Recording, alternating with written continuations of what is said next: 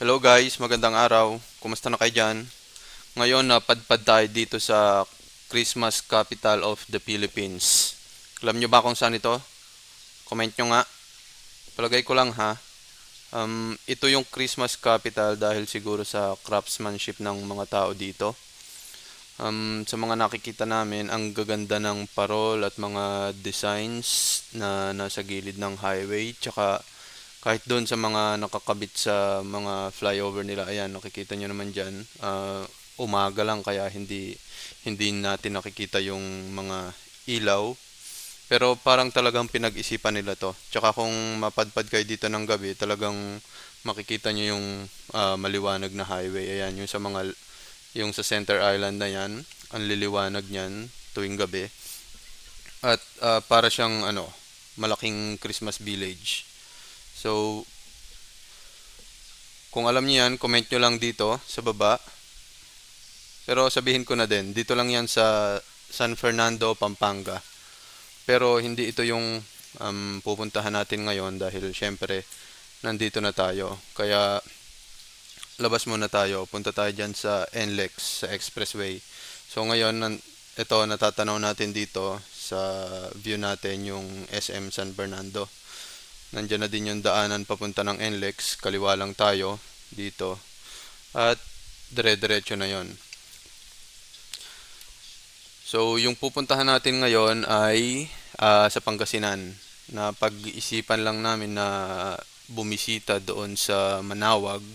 Siyempre dahil hindi pa rin tayo nakakapunta doon and parang naririnig-rinig natin na ang daming bumibisita doon, especially doon sa church nga. Kaya naisip namin na tingnan. Mabilisan lang ito na road trip. Uh, Ngayong araw lang din babalik kami at uuwi. So ito, labas na tayo ng NLEX. NLEX na kagad ito paglabas natin. So dire-diretso lang yan. Samahan nyo ako dito. Panoorin natin. Magaganda yung view dito. Tsaka makikita nyo rin yung mga dadaanan natin. So, ang dadaanan natin ngayon, ngayon nasa NLEX na tayo. Ang sumunod yan, ECTEX. And then, lipat tayo ng TPLEX. So, TPLEX, napakahaba ng daanan. Pero, dire-diretso lang siya. Kaya, samahan nyo ako. Tingnan natin yung mga magandang tanawin doon. Para sa akin lang ha, kapag dumadaan ng TPLEX, parang scenic drive ito eh. Kasi ang dami nating greens na nakikita. Tsaka ang ganda ng ulap, yung skies, yung parang sa kanta lang, green green grass. Tapos meron ka pa diyang may part na makikita mo yung mabundok na area. I think parang Baguio area na yon or Benguet area. Matatanaw mo siya, kaya ang ganda ng view. So tara na. Samahan nyo lang ako dito and then siguro maya sa mga highlights balik tayo. So pasok background music.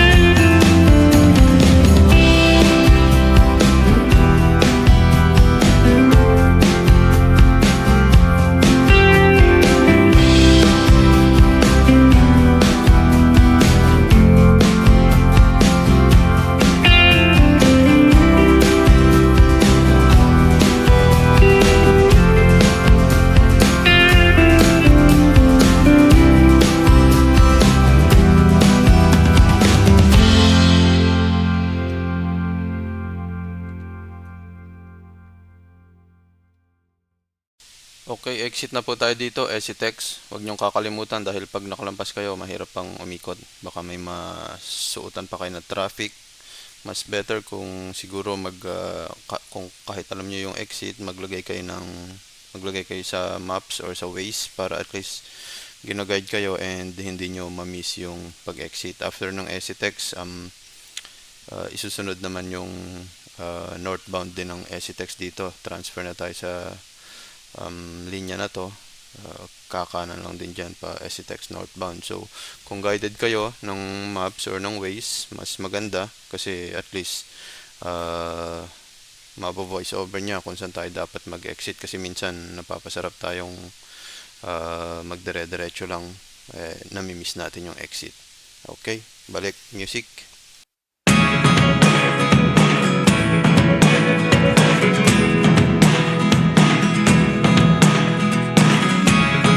Never really know what's going on. Look at me sometimes like all you want to do is run. Hear me out, hear me out.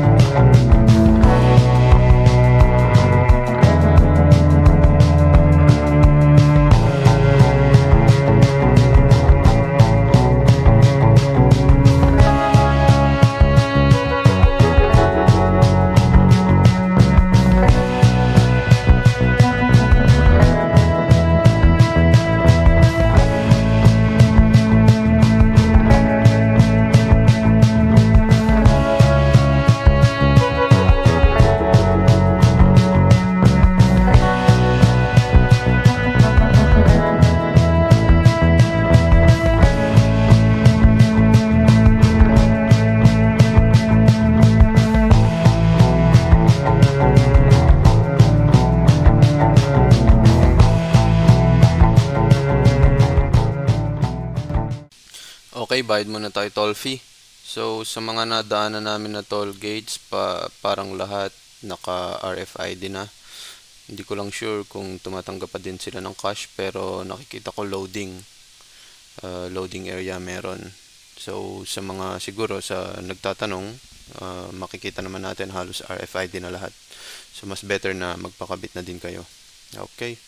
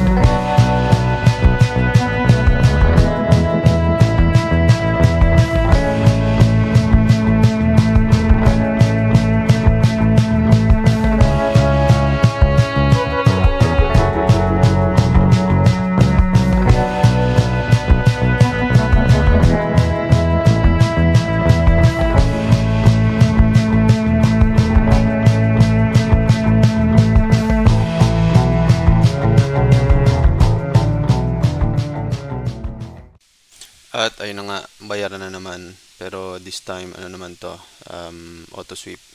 So ito na yung Tiplex. Yung kanina, yun yung ginagamit natin, Easy Trip.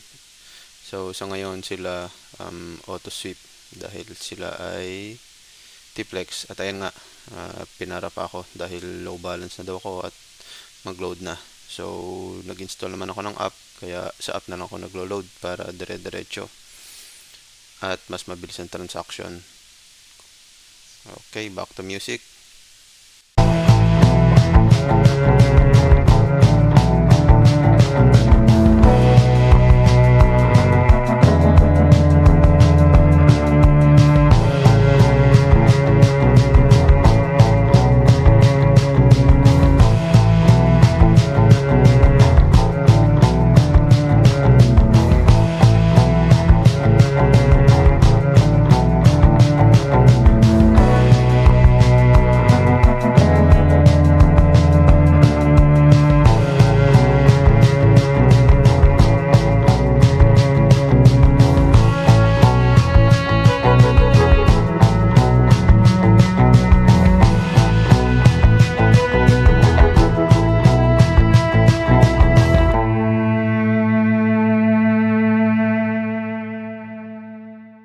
Yan, sa hinaba-haba ng biyahe natin, nakatanaw din tayo ng gas station. Pwedeng mag-CR. So, mahalaga nagkakaroon din ng break lalo kapag ikaw ay nagda-drive. Pero this time, pass kami dahil malapit lang yung pinanggalingan ko. Music.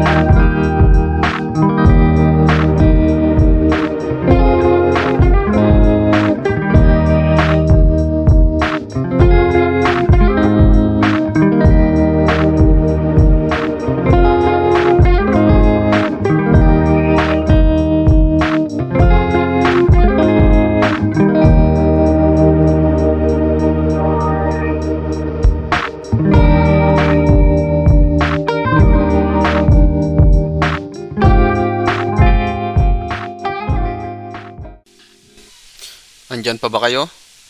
Kung sakaling na-reach nyo yung point na to, eh malamang natanaw nyo na yung magandang view ng mga bulubundukin dyan sa unahan. So, parang yun na yung Benguet area. Hindi ko lang din sure, comment nyo kung tama ba yung pagkakaalam ko. Kasi syempre sa dulo ng Tiplex, yun na yung exit papunta ng Baguio.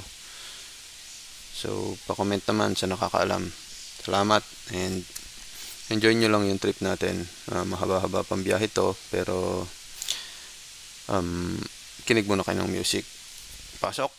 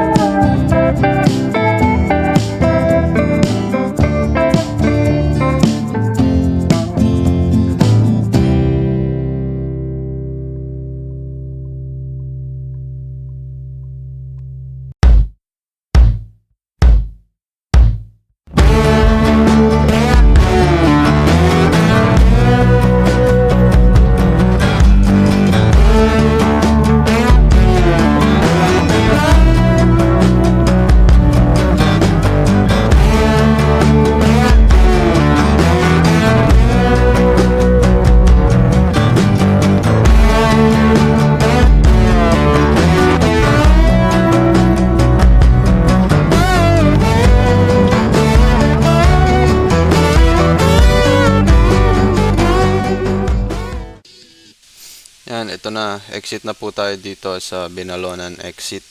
Ito na yung Tumanawag and to Binalonan. So, bayad lang ulit tayo ng toll. At ayan, medyo mahal-mahal din yun.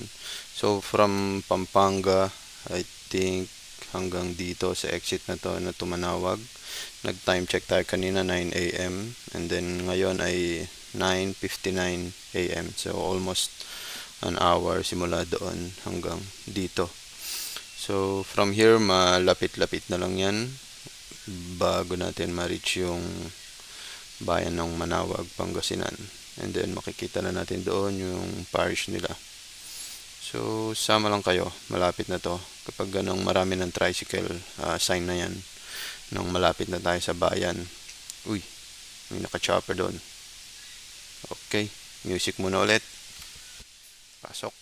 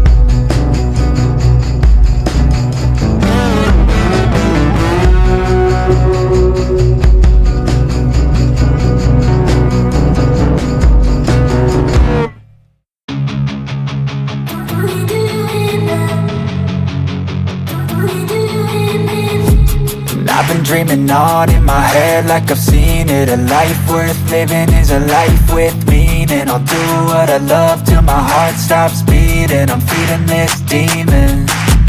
Got a taste, can't erase bitterness in my face. Work a job every day till your dreams fade away. Like a card, never change, play the game that we say. I need a break. Time staying strong, need to move on to be what I want. I'll keep dreaming on. Time staying strong, need to move on to be what I want. I'll keep dreaming on.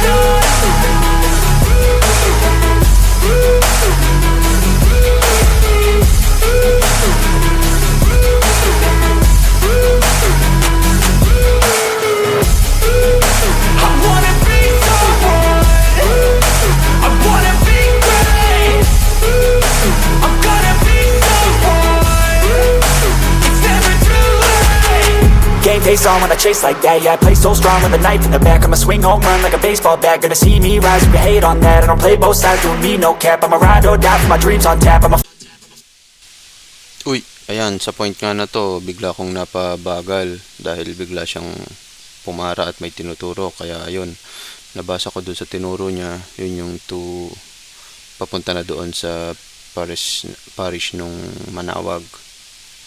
Kaya chinek ko muna dito sa maps kung yun nga ba yung daan. At ayun nga, may parang alternate route doon kasi pag dinerecho itong kanina kong binabaybay, papunta ng bayan, and ito sa tingin ko mas mabilis dito, parang bypass road nila, kaya dito na tayo dumaan. At ayun nga, hindi naman nagkamali yung pagturo niya. Hindi ko alam, parang alam niya na kung saan tayo pupunta, kaya ito, binaybay ko na.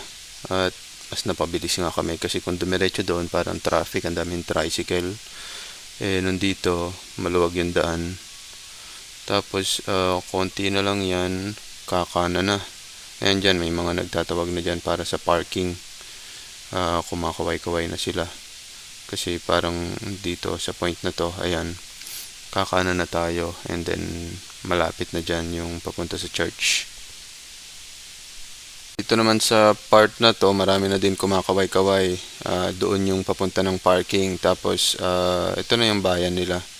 Ayan yung town hall. Tapos, ito sa right side natin yung church. At pagpunta nga namin, ayan, drop off lang pala dito. So, ayun yung tower ng church sa right natin. Kaya, dahil drop off lang ang pwede doon, ikot tayo dito sa parking ng kumakaway-kaway na kanina. Okay, at ito may parang sumusunod, nag-guide sa atin na nakamotor. At ayan, tinuturo niya yung parking. Dito sa parking nila, parang masikip. So, ayan, singit-singit na lang kayo dyan. Ang daming nakaparada ng mga tricycle sa gilid. So, ayan, dito naghintay-hintay na lang kami at sumunod doon sa nagga-guide na yan.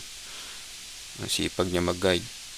May makakabil kami ng kandila sa'yo maya-maya. Wait ka lang.